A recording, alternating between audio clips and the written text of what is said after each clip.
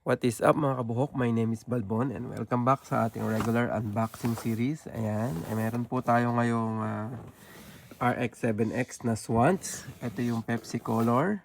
Ayan, unbox po natin. Ayan, sa mga bagong salta lang po. Ayan, ako po ay Tokyo base.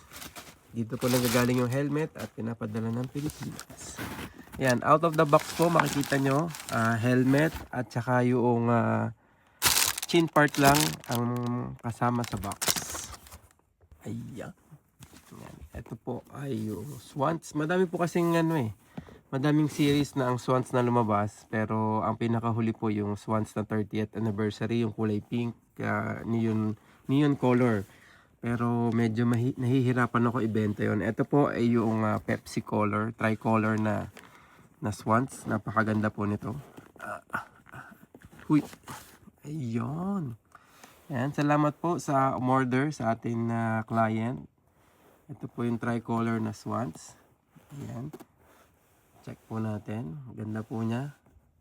Ayan, ma-appreciate niyo yung kulay. Pwede po natin lagyan to ng spoiler, optional parts, or kaya pro shades, or single lens. Meron po tayong mga available na ganyan. Yun. Tapos ang date code pala nito ay 25/08/27. So, no August 27 lang siya ginawa.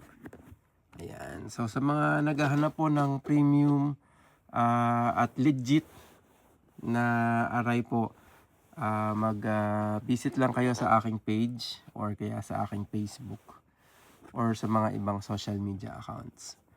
So, yun. Tawag dito.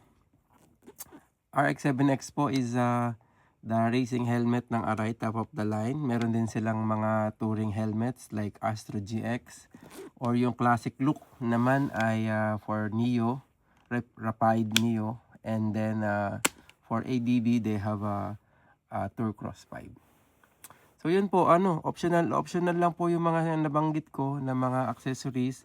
Meron po ako nitong pictures nasa album ko po ng Facebook. So check nyo na lang po yung album ng RX-7X Collections. Yun, ganda. Para siyang kulay ng Pepsi tricolor. Yun, salamat po. Maraming salamat. Ingat po kayo. Ride safe. Peace out.